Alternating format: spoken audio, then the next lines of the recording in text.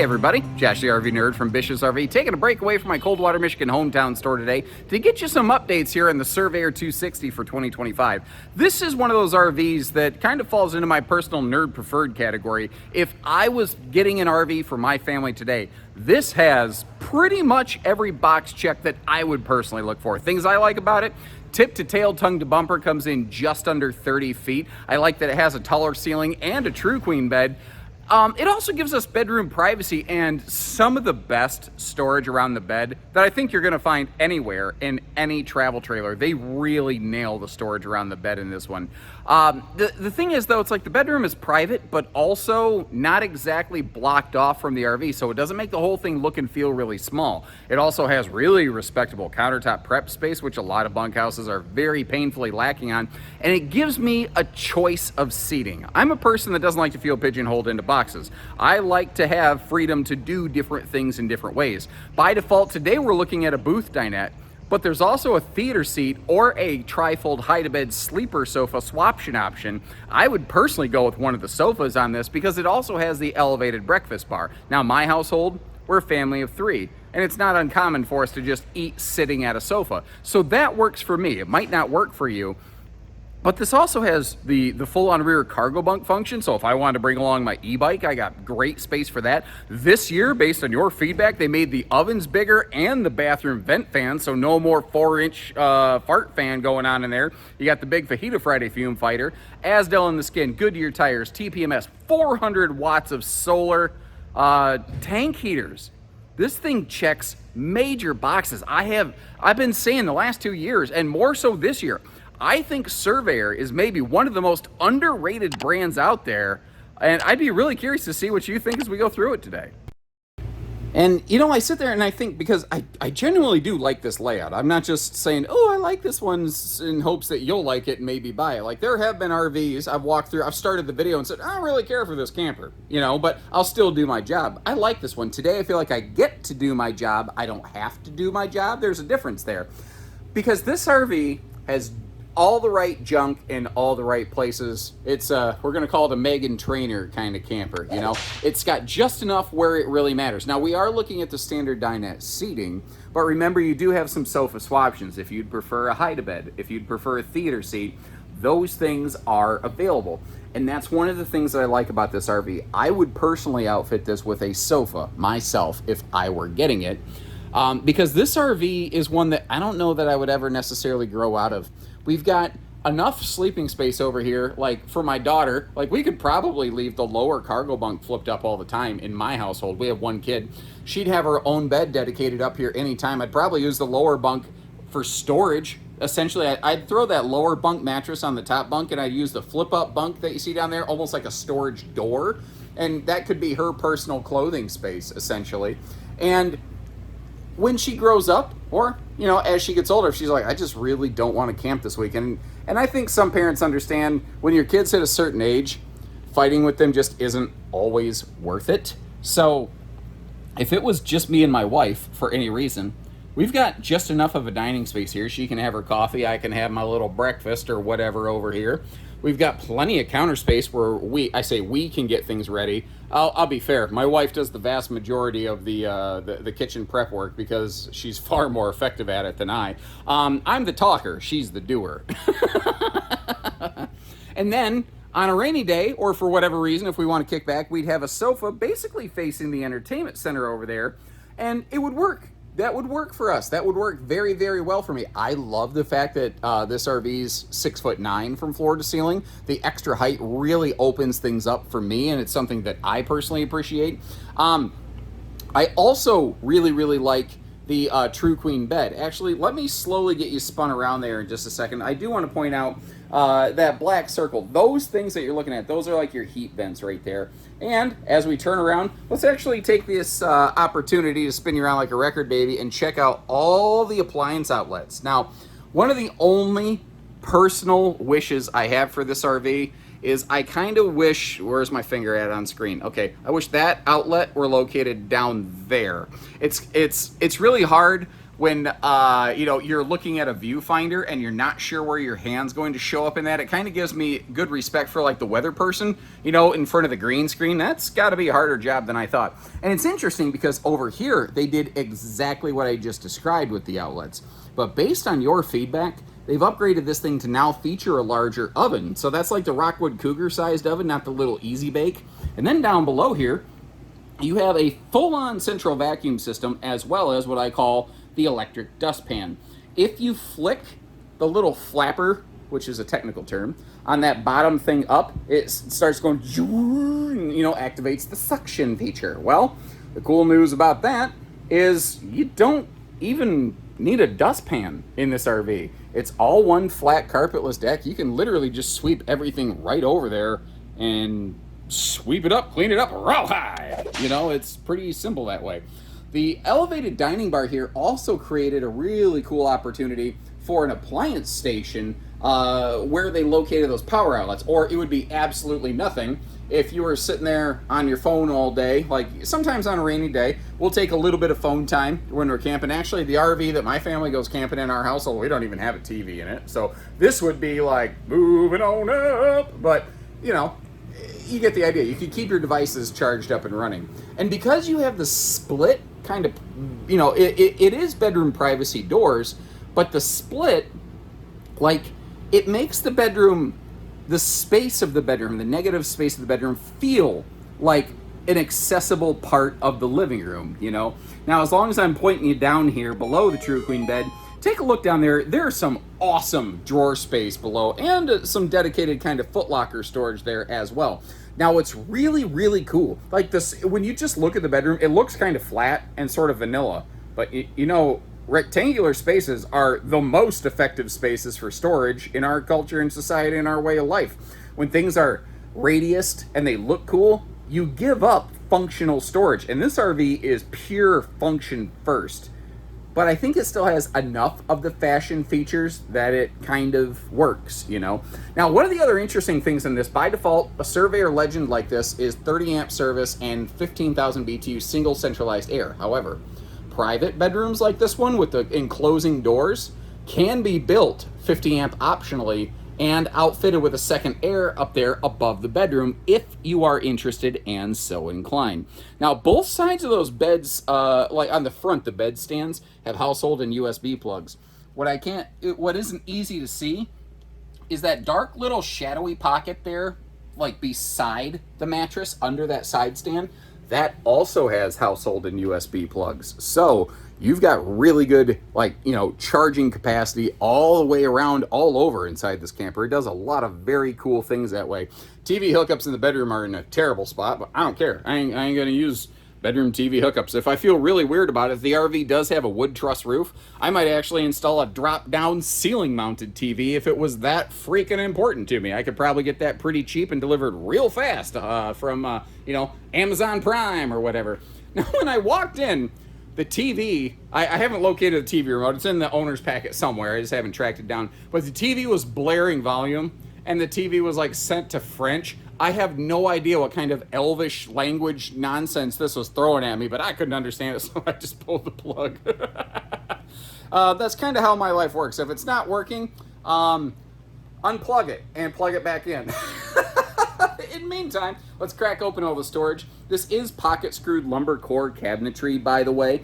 And one of the other kind of cool things here is what's going on with that cargo bunk arrangement. So it is by default a set of double bunks. And I'll get you a little bit better look over there so you can see the power outlet location and situation going on in the bunk area. But the bunks are there when you need them, gone when you don't. It's a gas strut, easy lift bunk system. I love it. It is a very simple, very functional, effective system that I personally really, really like. Now, that's a 12-volt compressor fridge. They do not any longer offer a gas-electric two-way swaption option. It is just 12-volt all the live long day now, ladies and gentlemen. Now that we're over this direction, something that you haven't really had a good chance to see yet, upper and lower bunks both have USB plugs. Now, I'm always kind of curious about this. If they're only going to put one set of plugs in the bunks, should it be USB like this or should it be household? Now, both is an available option, but if it was only going to be one, I personally feel like USB is probably the way to go. I don't think we need quite as many household powered things up there. Speaking of 12 volt powered and not household powered, the Fajita Friday fume fighting fart fan has become standard, ladies and gentlemen. Now, take a look at this. If I get you squared on with the vent, it looks like the vent is mounted kittywampus, and you're like, these idiots don't know how to do anything right. It's absolutely installed correctly. The fan is actually mounted in accordance with the orientation of the exterior barreled roof line, whereas the ceiling panel inside is flat and linear. So it looks goofy, but it's absolutely done correctly. Once you understand why, you're kind of like, oh, I guess I sort of understand that. Being 6'9" from floor to ceiling, I've got some excellent shower headroom in here. It's just absolutely not a problem. And when we get down lower and take a look at the toilet, you'll notice that they still maintained no floor heating vents, even here in the bathroom, which that is that's a deficiency that a lot of manufacturers don't think about. They're like, oh, we have no floor vents. And then you get in the bathroom, you're like, yeah, you do, but they don't here. It also has somewhat of a built-in RV squatty potty. I joke, obviously, but the fact is, I'm fighting off a sneeze right now. Hold on. Banana. Okay, you're wondering, what is he doing? Okay, I swear, guys, do this when no one is around and no one's looking, so no one will judge you. And you don't even have to tell me you do it. But if you're going to sneeze, pinch your nose and say banana as fast as possible. I swear it works. You won't sneeze. And if you don't believe me, stick your finger in your ear. I don't care. Obviously, we have closed this big, deep rack and pinion slide. And really, one of the only challenges with this floor plan is that Peninsula dining bar and the dinette get to know one another almost biblically. Now, you have a couple ways around this. You can either do a super tight butt scoop boogie, or you can utilize the fact that a rack and pinion slide can be cracked partially without breaking or ruining it. Now, you don't want to do that when it's raining, but if you punch the button just enough, you can slide through. I'm a person who's okay with that. I know that not everybody is, and if you do that, then you can very easily pass your way back through here, to get to the bathroom for a travel stop. But one of the things that you also have potentially within your arsenal is what's going on with the cargo bunk area.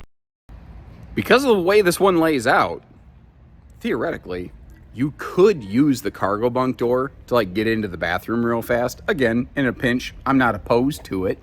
I'd easily help my kid up here if need be. I'd probably blow my knee out trying to climb out myself. But it also presents a really cool option. I bet you could fit a 2-seater kayak straight up the back of this thing. I bet you could stack 2 of them on top of one another. But a couple e-bikes or a good grill or anything like that, this provides some really handy enclosed, protected, stored, locked away behind lock and key kind of cargo. Locked away behind lock and key. I'm an idiot.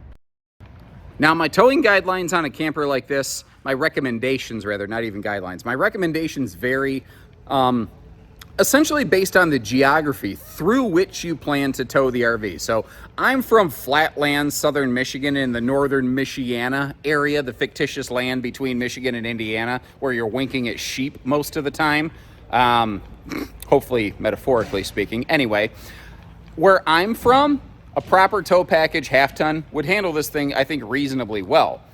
Now, my brothers and sisters over at our Iowa stores, they're going to tell you, you're probably, with the winds that we have, going to want more of a 3/4 ton. Then you get to my brothers and sisters at our Montana stores, and they're going to be like, yeah, you're going to want at least a 3/4 ton to get up and down these mountain inclines that we have here. So where you live and where you're going to take the RV are really important factors in the towability of this one. But just over 7,700 GVW, over 1,500 pounds of cargo capacity, basically 30-foot tip to tail. It's a really respectable series of boxes that they're checking there. And I threw the TV box and the griddle box and all kinds of stuff down here so that you could see how much storage is in this pass-through. And now live for 25, they have added some USB plugs here in that front pass-through. And that's actually one of those things, when I first saw it, I was like, guys, that's just silly. You're just wasting money. And then thinking about how I use an RV, we very often will have like a little Bluetooth speaker outside with us instead of using the RV speakers, because I think the Bluetooth speakers sound better and they don't blow away the neighbors by being mounted up so high. Well, that USB plug suddenly becomes very handy, very useful to me. Also, the awning space on this RV rocks my freaking socks off, dude. This is awesome, awesome awning execution right there. The tires are Goodyear Endurance radials. Those are 87 mile an hour rated. And this does have factory standard tire pressure monitoring as well. So you're getting the tandem axle towing benefit with good tires and a little peace of mind from the TPMS, which I can't even spell, mind you. And the little mini camp kitchenette right here, it does actually include the griddle. You saw the box in the front pass through. And this is all standard, but if you don't want this stuff, it could very easily be unscrewed and removed. But something so many people have told me, first-time RVers will very often say, I don't care about a camp kitchen. That has no use to me. But so many RVs have them standard that a lot of people end up getting a camp kitchen RV who really didn't plan on it. And the people who have had camp kitchens very often say, I ended up using it a lot more than I thought. And especially the outside fridge. People find a lot of use and a lot of benefit on that. But that's kind of just been my experience talking to people. People who actually have bought and used the RVs with or without camp kitchens. Could you maybe leave a comment for somebody else who might be shopping, who might be curious, and let them know what your experience has been? That could be really cool. Now, we already kind of talked about in road mode how you can use this to give the whole RV a kayakoscopy if you want to. Just stick it right up there. You also could stick a bike rack right up that 2-inch receiver hitch on the back there and give yourself, you can do a lot with this. It could be a non-motorized toy hauler because of the rear cargo door. You got the bike rack capacity on the back, so you could have kids' bikes on the back, the cheapies. You can have your big, fancy, expensive bikes on the inside. And watch this motion light. Hopefully, I left the switch for that. Hey, look at that. Kicks right on there. It lets us have a little bit better idea seeing what we're doing when we're hooking up at night. And one of the cool things here is that is a single sewer hookup kind of camper. It also has a fully enclosed underbelly. It is forced air heated, and they do run 12-volt tank heaters as well. And that is an awesome series of features to give you a very respectable extended season camping package, which is another thing that I like. Like, first of all, the whole is it 4 seasons thing is a total fallacy. No RV is truly 4 seasons. None. I don't care what the manufacturer says. I don't care. There's no RV that is proven to be able to handle -50 wind chill in South Dakota, which is a real thing that happens every year. Ask somebody from South Dakota. They'll confirm that. RVs aren't made for that. But if it drops below freezing tonight and then comes back tomorrow morning, this camper's going to be fine.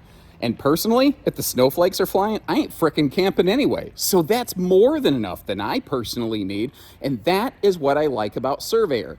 They do the really smart money things, execute the space very well, but they keep the RV lighter and not the most expensive thing out there. And this year, they're also rocking essentially pretty much standard 400 watts of solar. Technically 200 standard, but they're throwing a second panel on there for the foreseeable future. We're not sure if it's going to stay indefinitely, but that's more solar than I need as a Midwestern park pavement princess.